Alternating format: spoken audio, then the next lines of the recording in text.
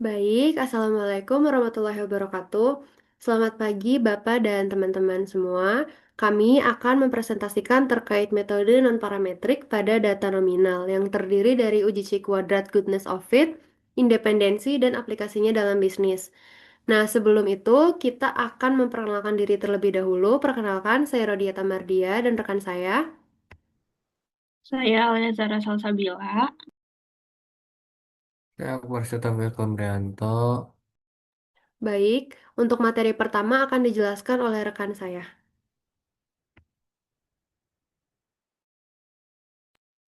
Baik, saya akan menjelaskan mengenai uji kuadrat goodness of fit. Ini menguji kesesuaian distribusi data dengan distribusi yang diharapkan. Jadi di sini ada pengertian dan tujuannya. Saya akan menjelaskan pengertiannya terlebih dahulu. Jadi uji kuadrat goodness of fit adalah metode statistik non-parametrik yang membandingkan antara frekuensi observasi dan frekuensi harapan. Jadi frekuensi observasi ini adalah nilai aktual yang diperoleh dari data sampel, dan frekuensi harapan sendiri adalah nilai yang diharapkan berdasarkan distribusi teoritis. Semakin kecil selisih O dan E, artinya data sesuai distribusi yang diharapkan. Lalu di sini ada tujuannya. Yang pertama ada menguji kesesuaian. Ini untuk mengetahui apakah data mengikuti distribusi yang diharapkan atau hipotesis tertentu. Yang kedua, mendukung keputusan. Ini untuk memberikan dasar objektif dalam evaluasi strategi bisnis berbasis data. Yang ketiga, identifikasi penyimpangan. Ini juga untuk mendeteksi apakah distribusi aktual menyimpang dari target atau rencana. Nah, di sini ada rumus dasarnya. Jadi rumus C kuadrat itu adalah eh, X kuadrat sama dengan sigma dikali O dikurang E kuadrat dibagi E. Nah, untuk X kuadratnya sendiri artinya adalah nilai statistik C kuadratnya. Untuk frekuensi observasi data aktual, dan E frekuensi harapan atau teoritis. Nah, langkah-langkahnya ada yang pertama, rumuskan hipotesis. Jadi H0 itu artinya data sesuai dengan distribusi harapan, sedangkan H1 itu tidak sesuai. Yang kedua, tentukan signifikansi. Umumnya, alfa ini sama dengan 0,05 sebagai batas toleransi kesalahan. Yang ketiga, hitung frekuensi harapan.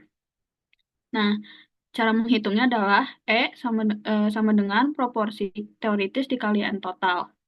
Dan yang keempat, hitung nilai X kuadrat. Ini menggunakan rumus C kuadrat untuk setiap kategori.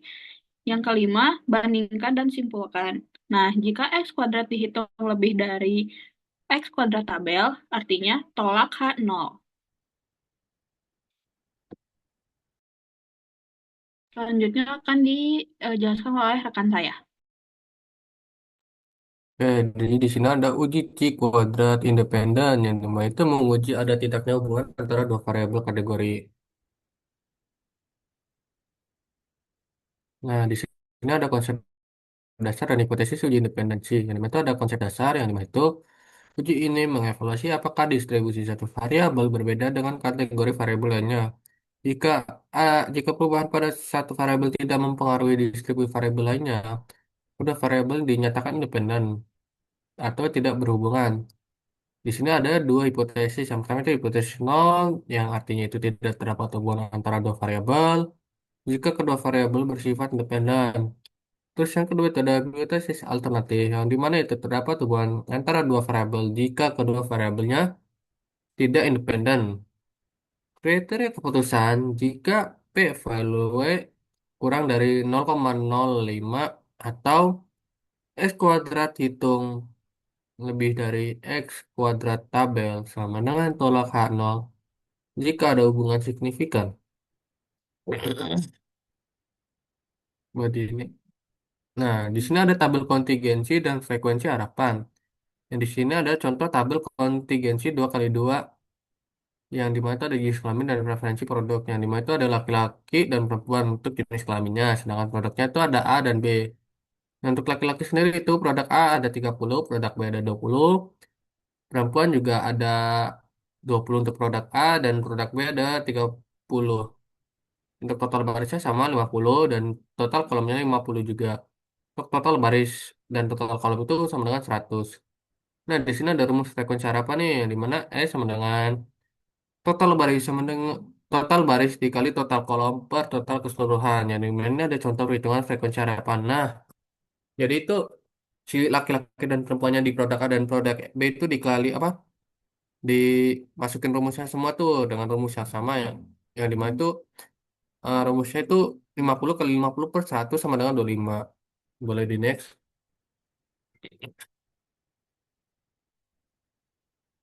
Jadi itu ada eh, beberapa poin untuk prosedur uji Ci kuadrat independen yang dimana itu ada susun tabel kontingensi yang dimana itu ada kelompok data ke dalam sel berdasarkan kombinasi kategori kedua variabel. Poin kedua itu ada rumuskan hipotesis yang dimana H0 tidak ada hubungan atau H1 ada hubungan antar variabel. Nah, poin ketiga itu ada hitung frekuensi harapan yang dimana E sama dengan total baris dikali total kolom per total keseluruhan. Yang poin keempat itu ada hitung nilai X, yang dimana X kuadrat sama dengan eh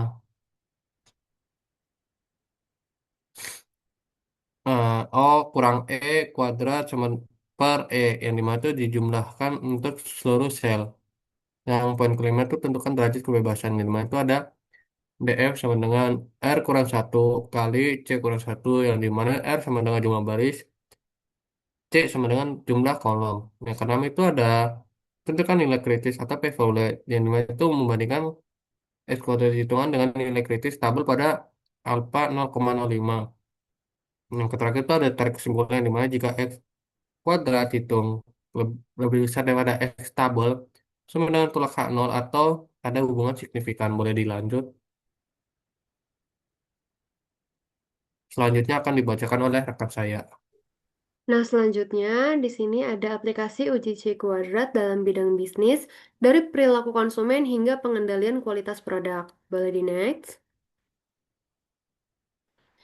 Nah, dari yang pertama ada analisis perilaku konsumen di mana analisis ini menguji hubungan antara karakteristik demografis seperti usia dan jenis kelamin dengan preferensi produk.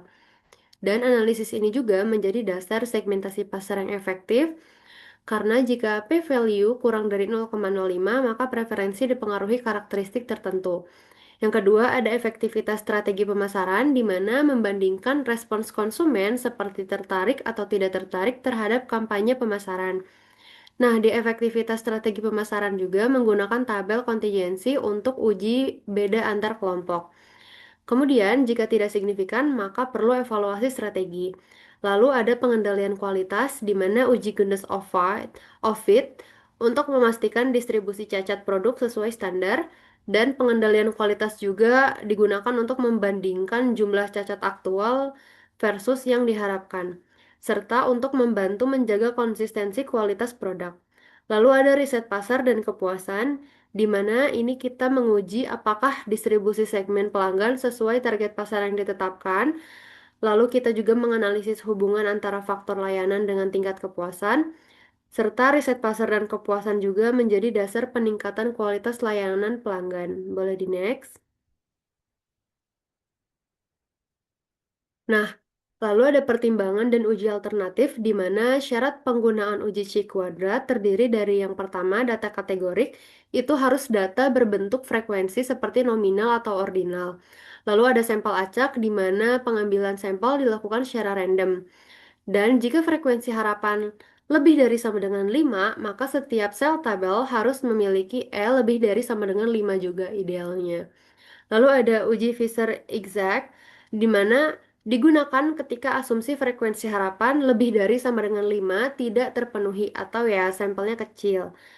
Keunggulannya adalah akurat untuk tabel 2 kali 2 dengan sampel kecil dan tidak memerlukan asumsi distribusi normal. Lalu ada uji McNemar di mana digunakan untuk data berpasangan seperti pengukuran sebelum dan sesudah perlakuan. Keunggulannya tepat untuk desain pretest dan posttest pada subjek yang sama, serta mengontrol variabilitas antar subjek. Boleh di next.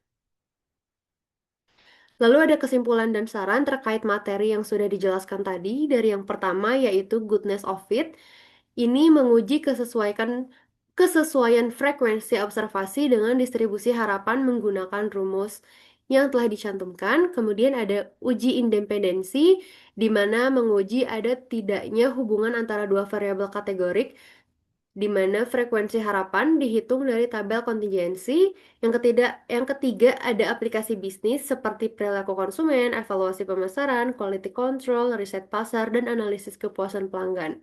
Yang keempat, ada uji alternatif seperti Fisher-Exact, sampel kecil, dan Minimal data berpasangan, tersedia jika asumsi tidak terpenuhi. Nah, saran dari kami yaitu perhatikan syarat uji sebelum analisis, lalu manfaatkan untuk keputusan pemasaran dan kualitas, serta kembangkan dengan Fisher-Exact atau Minimal jika diperlukan. Nah, boleh di next. Nah, itu dia penjelasan dari kami, kurang lebihnya mohon dimaafkan. Terima kasih atas waktunya. Wassalamualaikum warahmatullahi wabarakatuh.